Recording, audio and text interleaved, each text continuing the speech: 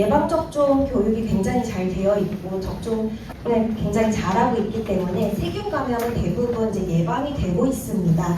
그래서 우리 아이들이 열이 나는 원인의 대다수는 바이러스 감염이에요. 대부분 바이러스 질환들은 비임금인 경우가 많습니다. 이제 우리 어머님들이 이제 몇 도부터 발열이 시작된 지 만 하루가 되지 않아도 응급실에 많이들 오시고 너무 고열이 나면 우리 아이가 이제 잘못될까봐 크게 아플까봐 걱정들을 많이 하시는데요. 여기에 있는 건 이제 저희가 발열 공포증이라고 해서 흔히들 잘못 알고 계시는 발열에 대한 내용들입니다. 그래서 이제 너무 고열이 나면 뇌가 녹아요 라고 말씀하시는 분들도 계시고 이제 고열일수록 열성 경련을 할 것 같아요. 우리 아이가 경련을 할 것 같아요. 이렇게 오시는 분들도 있고 너무 고열이 나면 2가지 이상의 해열제를 한꺼번에 다 먹여야지 빨리 열이 떨어져요 라고 얘기하시는 분들도 계시고요. 그 다음에 열이 나면 무조건 체온이 38도 이하가 될 때까지 계속해서 해열제를 먹어야 해요. 이렇게 얘기하시는 분들도 많이들 계세요. 이러한 것들은 열에 대한 잘못된 정보이고요. 이러한 내용들이 사실 부모님들의 그런 열에 대한 공포감을 더욱더 조장하는 것 같습니다. 이런 생각이 혹시 갖고 계셨다면 이런 생각은 이제 안 하셔도 될 것 같습니다. 우리 몸에서 열이 나는 이유는 사실 증상의 일부분입니다. 쉽게 얘기를 해서 이제 우리 몸에 군대가 있어요. 군대가 있는데 우리 몸에 이제 병균이 들어왔을 때 우리 몸에 있는 군대가 이 병균이랑 싸우고 있는 그 과정 중에서 생겨나는 그런 부산물들에 의해서 열이 나는 거거든요. 그래서 열 자체는 사실 위험하고 나쁜 것이 아니라 우리 몸이 지금 병균이랑 잘 싸우고 있구나 이거를 보여주는 증거이기도 합니다. 그렇다면 해열제는 언제 복용하는 것이 좋을까요?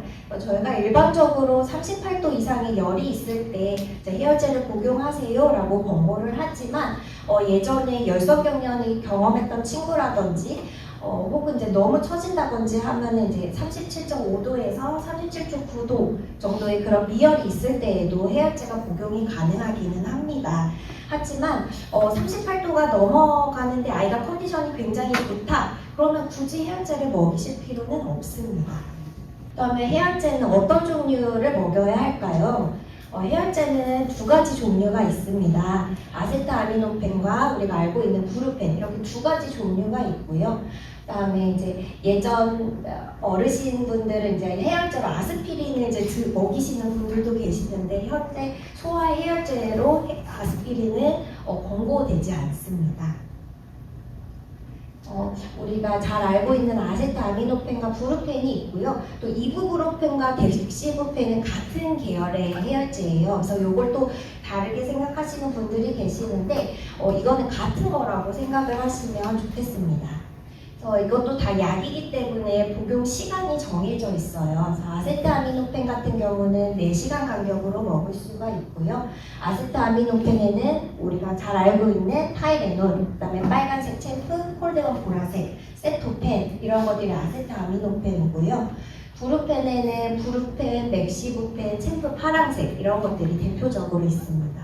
브루펜은 6시간을 간격으로 두고 먹이실 수 있는 해열제입니다.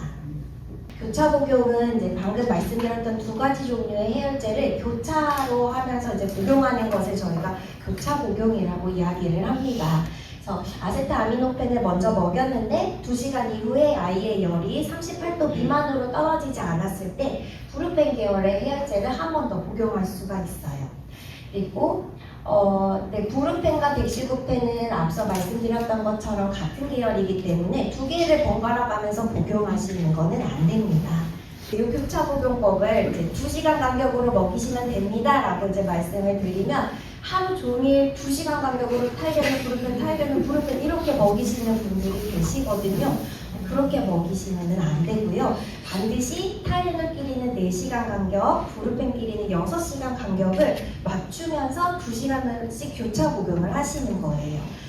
요거를 많이들 헷갈려 하시는데 예를 들면 사실 타이레놀이 좀 더 아이들한테 안전한 해열제거든요. 아세트아미노펜이 좀 더 안전하기 때문에 저는 아세트아미노펜 먼저 먹이세요 라고 말씀을 드리는데 아세트아미노펜을 먹이고 2시간 후에 열이 떨어지지 않아서 무릎펜을 먹이셨어요. 그런데 또 2시간 후에 또 열이 또 안 떨어질 수도 있어요. 그러면 아세트아미노펜을 먹이실 수가 있어요. 그러면 처음에 먹였던 아세트아미노펜이랑은 이제 4시간의 간격이 벌어져서 그렇게 해서 이제 아세트아미노펜을 3번째 먹이실 수 있는 거예요.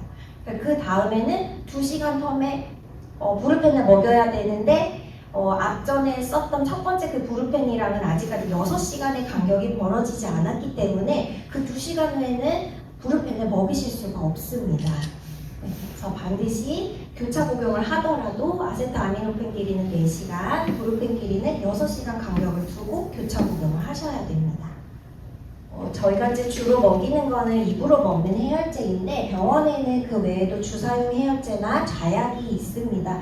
주사용 해열제나 자약은 해열제를 먹기 매우 힘든 상황, 뭐 아이가 물만 먹어도 토한다든지 아니면 경련을 하고 있는 상황이라든지 이런 이제 응급한 상황에서만 제한적으로 이제 사용을 하는 게 좋고요.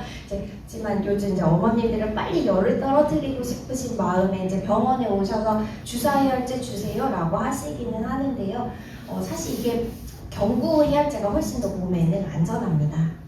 그렇다면 우리 아이가 자고 있는데 열이 나요. 그러면은 아이를 흔들어 깨워서 해열제를 먹여야 할까요? 답은 그렇지 않습니다. 아이가 잘 자고 있다면은 열이 뭐 39도가 넘어가도 깨워서 해열제를 먹이실 필요가 없습니다. 근데 대부분 친구들이 이제 39.5도, 뭐 40도 이 정도 가까이 되면 이제 힘들어서 아이들이 알아서 깨거든요. 그쯤 되면 깨면은 그때는 해열제를 먹이시면 되는데 자고 있는 아이를 억지로 깨워서 해열제를 먹이실 필요는 없습니다. 해열제를 많이 먹으면 부작용이 생기지 않을까요?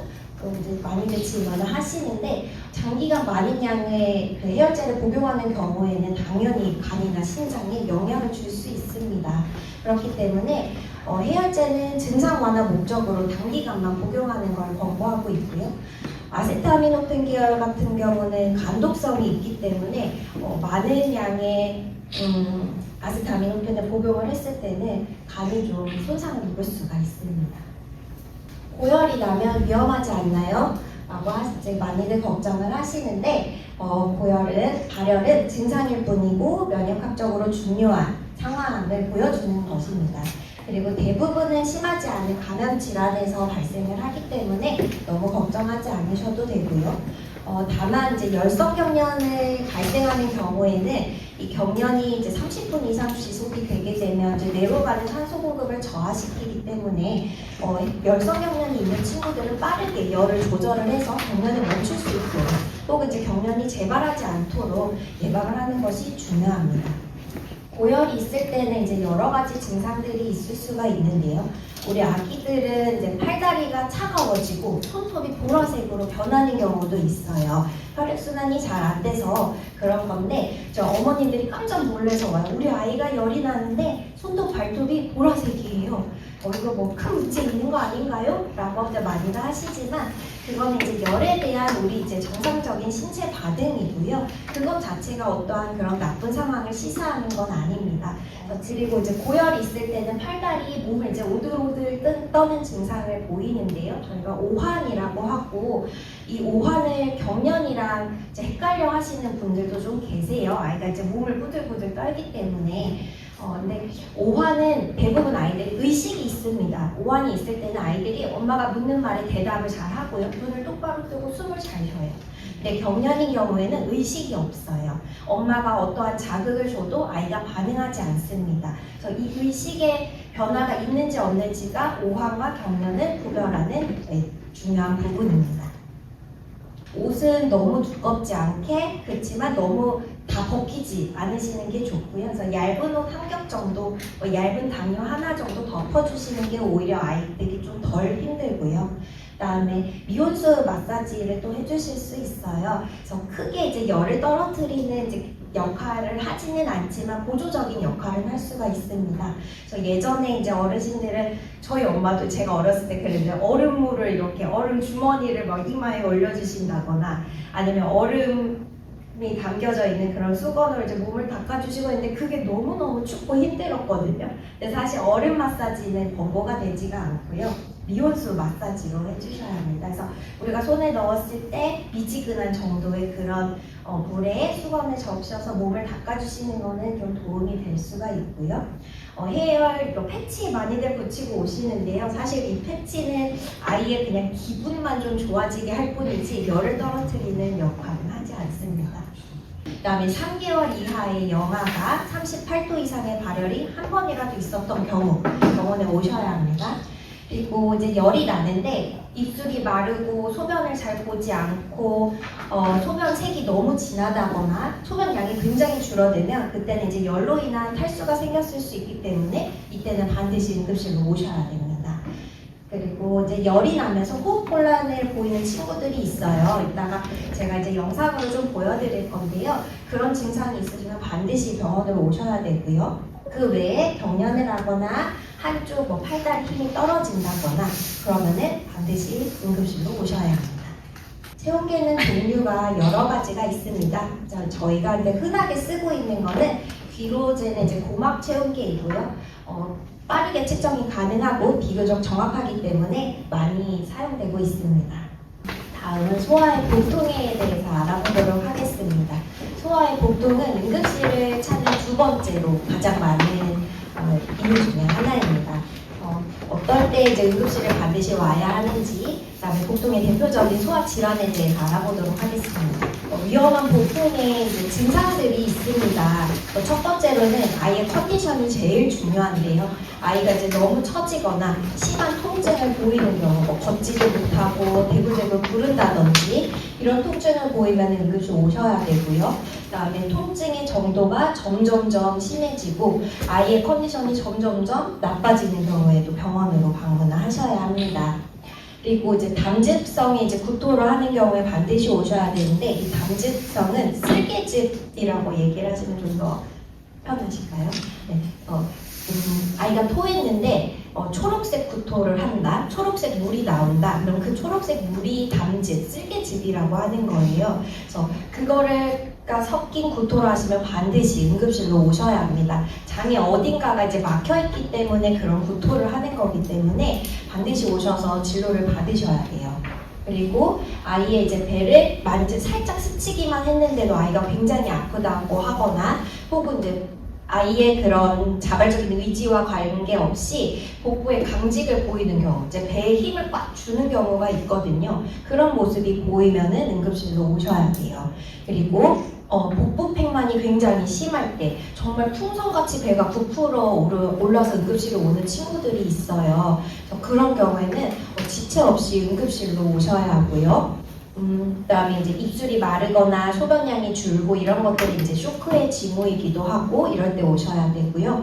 그다음에 심한 외상이 있을 때 당연히 오셔야 합니다. 우리 아이들의 가장 흔한 보통의 원인은 대부분은 장염이에요. 그래서 이 장염의 원인은 또 대부분이 바이러스이고요. 네, 이 장염의 중등도는 탈수의 정도로 확인을 할 수가 있습니다. 그래서 집에서 확인을 하셔야 하는 거는 아이가 이제 입술이 마르거나 혀가 말라 있다든지 소변의 양이 굉장히 감소하고 소변색이 너무 진하다든지 그다음에 아이의 컨디션이 많이 처지고 지금 놀아야 되는 시간인데 아이가 계속 잠만 자려고 한다거나 이러면 반드시 응급실로 오셔야 됩니다.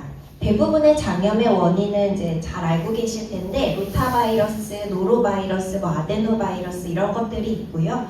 대부분의 이제 호흡기 감염을 일으키는 바이러스들도 아이들의 장으로 잘 넘어가서 장염을 가볍게 일으킬 수 있습니다. 시간이 며칠 지나고 나서 아이가 토를 하거나 설사를 하거나 할 수 있어요. 그래서 이런 것들 이제 전혀 별개의 그런 질병은 아니고요. 대부분은 하나의 바이러스에 감염이 돼서 다 같이 오는 복합적인 증상이라고 보시면 됩니다. 장염일 때는 대부분 다 먹어도 됩니다. 모유 수유하던 친구들 모유 수유하는 거 굉장히 좋고요. 분유 먹던 친구들도 분유 먹이셔도 됩니다. 우유 및 유제품은 제한하지 않고 과일이나 고기 모두 다 먹이셔도 괜찮습니다. 다만 기름기가 많은 튀긴 음식, 지방이 많은 그런 아이들이 좋아하는 그런 간식이나 이런 것들을 주시는 거는 제한하고요. 그다음에 탄산음료는 안 되고, 그다음에 우리 아기들 이제 과당이 많이 설탕이 많이 들어있는 뭐 뽀로로 주스라든지 이런 것들은 좀 안 주시는 게 좋아요. 그래서 과당이 많이 있는 것들은 오히려 구토나 설사를 더 이제 유발할 수 있기 때문에 장염이 있는 친구들한테서는 안 주시는 게 좋습니다. 그리고 이제 장염일 때 사실 구토나 설사가 위험한 거는 아니고요. 구토나 설사로 인한 탈수가 이제 위험을 한 거거든요. 충분한 이제 수분 섭취가 굉장히 중요한 치료이고요. 그래서 이제 어머님들 이제 병원에 와서 이제 수액 치료를 하시기를 굉장히 다들 이제 원하시는데, 사실 혈관으로 수액을 이제 치료하는 것보다 입으로 먹는 수분 섭취가 훨씬 더 흡수가 몸에 더 잘 되고 아이들한테 더 효과적입니다. 그래서 이제 집에서 충분히 물을 먹이고 그다음에 먹는 수액을 만들 수가 있어요. 그래서 집에서 이제 물 1리터에 소금 반 티스푼에 설탕 6티스푼을 섞어서 1리터를 이제 만드셔가지고 이 먹는 수액은 물처럼 꿀꺽꿀꺽 마시는 게 아니고 한 스푼씩 하루 종일 하루에 걸쳐서 이 1리터를 마시는 겁니다. 그래서 물처럼 꿀꺽꿀꺽 마시게 되면 이 약간의 이 소금 맛과 설탕 맛 때문에 오히려 구토를 할 수가 있어요. 역해서. 그래서 한 스푼씩 이제 먹고 괜찮으면 2스푼 먹이고 괜찮으면 3스푼 먹이고 이렇게 점차 늘려서 양을 늘려서 하루에 1리터를 먹이시면은 그건 이제 수분 섭취에 도움이 되고요. 정말 병원에서 수액 치료가 필요한 친구들은 물만 먹어도 토한다든지, 그래서 집에서 충분한 수분 섭취가 불가능한 친구들은 당연히 병원으로 오셔서 그런 경우에는 수액 치료가 필요합니다. 두 번째로 이제 복통을 유발하는 이제 중요한 소아 응급 질환 중에 하나인 장중첩증입니다.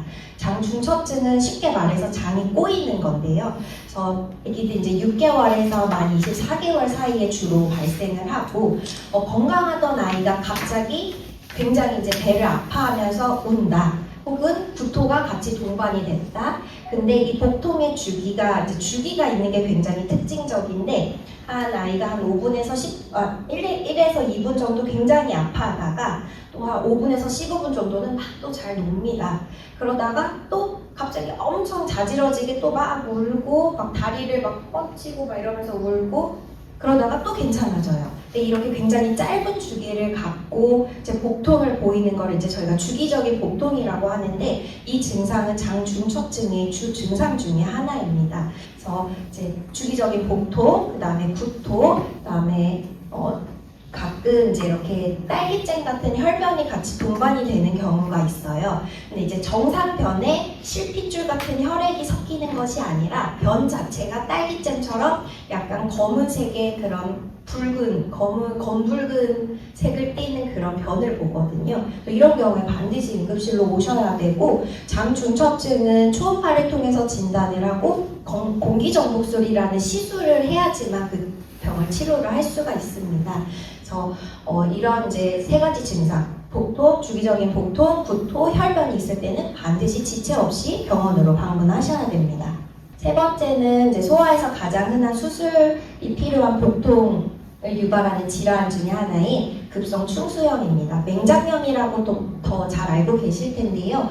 아이들은 이제 충수가 길고 얇아서 조기 천공이 굉장히 잘 될 수 있습니다. 그래서 복막염으로 이제 쉽게 진행을 할 수 있는데, 안타깝게도 이제 아이들은 이제 복막이 얇고 복벽이 얇기 때문에 이게 진단을 하는 게 굉장히 쉽지가 않습니다. 그래서 처음에 이제 아이들은 처음에 명치가 아프다고 하고요. 시간이 지나면서 이 통증이 오른쪽 아랫배로 이동을 하게 됩니다. 그래서 구토가 동반이 되는 경우가 종종 있고요. 그래서 이렇게 오른쪽 아랫배가 아프다고 하면은 병원으로 방문을 하셔야 되시고, 급성 충수염은 만 5세 이상에서 호발을 합니다. 오른쪽 아랫배가 아프면 병원에 간다는 거를 기억해 주시면 감사하겠습니다. 다음은 위장관 이물질이에요. 이것도 응급실에서 저희가 굉장히 많이 보는 케이스 중에 하나인데요. 일단 어머님들이 이렇게 오세요. 먹었는지 안 먹었는지 모르겠어요. 근데 이런 물건이 없어졌어요. 그래서 먹었을까봐 걱정이 돼서 왔어요. 라고 오시는 경우가 굉장히 많으세요. 네, 다행히도 아이들이 안 먹은 경우가 사실 좀 더 많기는 하더라고요. 그런데 반드시 근데 그런 게 의심이 되는 상황일 때는 그래도 병원을 방문하시는 게 가장 안전합니다. 그래서 엑스레이를 좀 찍어서 이제 확인을 해봐야 되는데 사실 엑스레이로 보이는 이물질은 이제 금속 물질 이런 것들은 잘 보이지만 플라스틱, 뭐 나무, 유리, 비닐, 솜 이런 것들은 엑스레이에서 보이지가 않아요. 의심이 되시면 병원으로 오시는 게 맞습니다. 대부분의 이제 위나 CD지장으로 넘어간 물질들은 어떠한 이제 2.5cm 미만이 작은 물질들은 대부분은 잘 통과를 합니다. 그런데 식도에 걸려 있는 이물질은 반드시 응급 내시경을 통해서 빼내야 돼요. 근데 식도에 걸려 있는 경우에는 아기들이 일단은 굉장히 힘들어하고요. 힘들어하고 침을 이렇게 줄줄 흘린다든지 그 다음에 굉장히 보채입니다. 왜냐하면 불편하니까요. 우리도 음식 먹다가 작은 이 음식물이 목에 조금만 걸려 있어도 굉장히 불편하잖아요. 그래서 그런 증상이 보이면 바로 응급실로 오셔야 되고요. 대부분 아이들이 많이 삼키는 게 동전입니다. 그래서 동전은 우리가 이제 100원짜리를 기준으로 하는데요. 2cm, 지름이 2cm를 보다 작은 이물질은 대부분은 잘 넘어가요. 식도도 넘어가고 위도 넘어가고 다 소장, 대장 다 넘어가서 대변으로 다 잘 나와요. 근데 2cm를 넘어가는 500원짜리처럼 이렇게 큰 동전은 대부분 그러니까 잘 막힐 수가 있습니다. 그래서 응급실로 오셔서 엑스레이를 찍고 엑스레이에서 이제 저희가 요거 그 이물질의 그 지름을 센티미터를 재볼 수가 있거든요, 영상으로. 그래서 재봐서 이게 100원짜리일지 500원짜리일지 이제 예측을 한 다음에 필요하면 이제 내시경을 하던지 아니면 이제 경과 관찰을 할 것을 이제 저희가 말씀을 드립니다. 그 다음으로 이제 많이들 이제 많이 먹고 오는 게 뭐 버튼 배터리, 날카로운 물질, 자석, 강산, 강알칼리, 개구리알 이렇게 많이들 있어요. 근데 이제 이게 위에 있어야지만 내시경으로 꺼낼 수가 있어요. 근데 위를 넘어가서 이제 소장이나 대장으로 넘어간 경우에는 내시경을 해서 꺼낼 수가 없어요. 그래서 이제 얘네가 잘 이제 이동을 하고 있는지를 이제 매일매일 엑스레이를 찍어서 그런 경우에는 이제 확인을 하고 잘 이동, 대부분은 근데 굉장히 우리 몸이 신기한 게 대부분 대변으로 잘 나옵니다. 열려있는 오핀도 시침핀도 다 나오더라고요. 네. 요즘에 근데 저 자석을 먹고 오는 친구들이 굉장히 많아요. 요즘에 이제 쬐끄만한 자석, 이제 애기들 놀잇감이 있거든요. 근데 자석이 하나를 먹는 거는 괜찮은데 2개 이상의 자석을 먹게 되면 자력 때문에 자석끼리 서로 이제 달라붙는 힘이 있잖아요. 그래서 그것 때문에 뱃속 안에서 자석끼리 달라붙으면서 그 안으로 이제 그런 장의 점막이 같이 껴들어간 채로 이렇게 자석이 붙는 거예요. 그러면 이제 장이 천공이 될 수가 있고, 그렇게 되면 이제 그 장이 천공된 부분을 이제 잘라내야 되는 수술도 필요합니다. 그래서 2개 이상의 자석을 먹으면 반드시 응급실로 오셔야 되고, 오셔서 내시경 치료를 하던지 내시경으로 제거가 안 되는 부분이나 수술까지도 필요한 굉장히 위험한 이물질입니다. 그리고 그 다음으로 제가 제일 싫어하는 이제 개구리알인데, 근데 이 개구리알은 물을 흡수하는 성질이 있습니다. 그래서 물을 흡수해서 크기가 커져요. 네. 그런데 애기들이 그럼 너무 이렇게 예쁘고 말랑말랑하고 하기 때문에 입에 넣거든요. 그래서 이걸 막 먹어요. 삼키고. 그럼 이제 우리 몸 안에는 물이 있잖아요. 그래서 그 몸 안에 있는 물을 이 개구리알이 다 빨아들입니다. 그래서 장을 막아버려요. 장 폐색을 일으킬 수 있어요. 이런 케이스가 한 몇 년 전에 진짜 많았어요. 응급실에 아기가 이유 없이 구토를 많이 해서 왔는데 엑스레이를 찍어도 뭐가 없고 CT를 찍어도 뭐 이물질이 없는 거예요. 근데 아기는 배가 너무 안 좋고 그래서 입원을 해서 이제 보는데 입원을 해서도 계속 이제 수도 없이 구토를 하고 아기가 이제 점점 컨디션이 나빠져서 이제 외과랑 이제 협진을 해서 수술적으로 혹시 배 안에 뭐가 있는지 한번 들여다보자, 직접 열어서. 그래서 배를 열어봤는데 이 개구리알이 아기 장을 완전 막고 있었던 거죠. 그래서 이제 장을 그 친구는 이제 소장을 다 절제를 하고 이제 그런 수술을 이제 마친 이제 안타까운 사연이 있었는데, 그래서 그런 케이스가 굉장히 많아서 제가 알기로는 이제 소아과 학회에서 이제 요 개구리 알을 만드는 이제 회사에 이제 이걸 만들지 말아달라라고 요청을 한 걸로 알고 있어요. 그래서 그런 것들 굉장히 조심해 주셔야 합니다. 그래서 사실 이제 만 2세 미만의 아기들은 이제 입으로 가지고 가서 입으로 탐색하는 그런 본능이 아직 남아 있어요. 구강기가 있기 때문에. 사실 그런 친구들 주변에는 이러한 위험한 이물질을 안 두시는 게 제일 좋아요. 혹시나 이런 거를 먹을 것으로 의심이 되거나 먹었다거나 하면 지체 없이 병원으로 방문하시면 됩니다. 다음은 이제 경련에 대해서 알아볼 건데요. 혹시 경련을 경험해 보신 분들 계신가요? 경련은 어머님들이 너무 당황해하시고 너무 무서워하는 이제 질병 중에 하나입니다. 다들 울면서 일단 응급실 들어오세요. 울면서 이제 오시는데 경련에 대해서 자세히 알아볼게요. 그래서 우리 이제 경련은 이제 크게 두 가지로 나눌 수가 있는데요. 열성 경련이 있고 비열성 경련이 있습니다. 열성 경련은 열이 동반된 경련을 말하고요. 비열성 경련은 열이 동반되지 않은 경련을 이야기합니다. 먼저 열성 경련이 대부분이기 때문에 열성 경련에 대해서 설명을 좀 드리면 6개월에서 5세 사이에 열을 동반한 소아에서 발생을 하고요. 대부분은 이제 38도 이상의 발열이 함께 이제 동반되면서 경련을 합니다.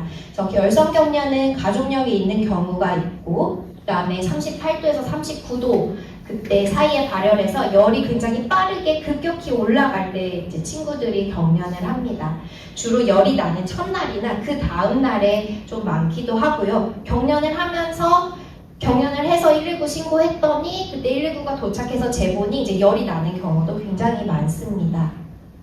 대부분의 열성 경련은 10분 이내에 종료가 되고요. 24시간 이내에 재발을 하지는 않습니다.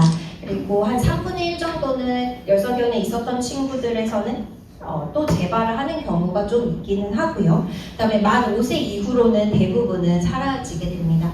만 5세 이후가 넘었는데도 열성 경련을 한다든지, 혹은 하루에 2번 이상의 경련을 한다든지, 혹은 30분 이상의 좀 오랜된 그런 긴 경련을 한다고 하면은 그거는 이제 다른 이제 어떤 질병으로 이제 갈 가능성이 좀 더 높음을 시사하고요. 대부분은 굉장히 1, 2분 이내에 끝나는 짧은 열성 경련을 합니다.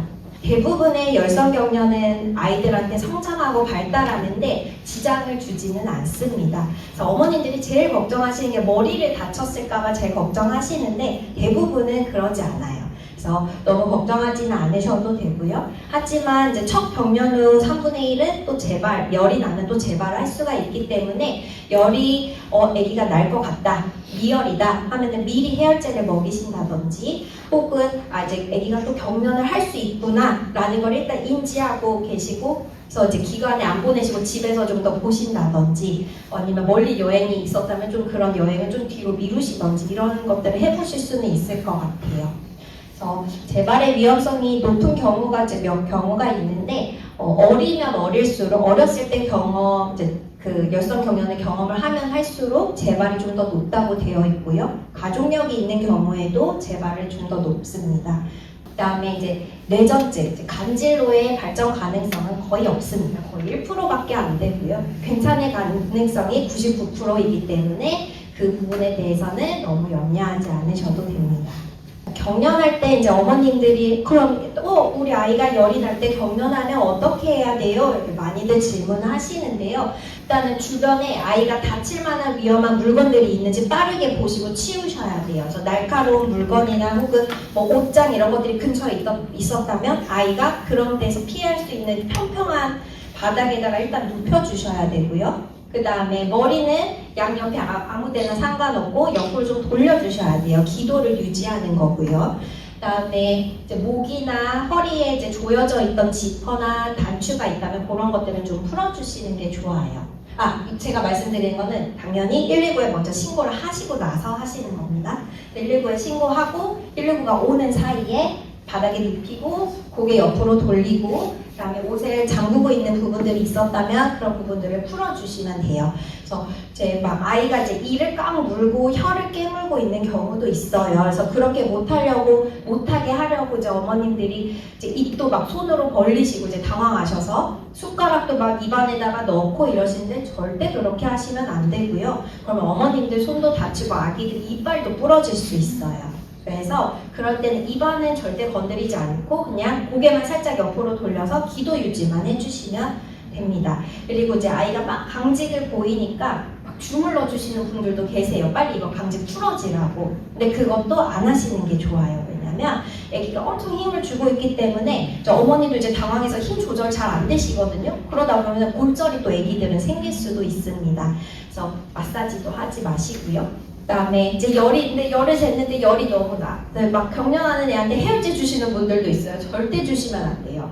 해열제 아기가 삼키지 못하기 때문에 오히려 기도로 들어가게 되면 흡입성 폐렴을 일으킬 수 있어요. 그래서 해열제도 먹이지 않는다. 물도 먹이지 않는다. 아무것도 먹이시면 안 돼요. 경련할 때는. 그래서 뭐 미온수 마사지 정도 해주시면서 기다리실 수 있는데 아마 여기까지는 너무 당황스러우셔서 생각이 안 나실 거고 그 전에 아마 119가 도착을 할 겁니다.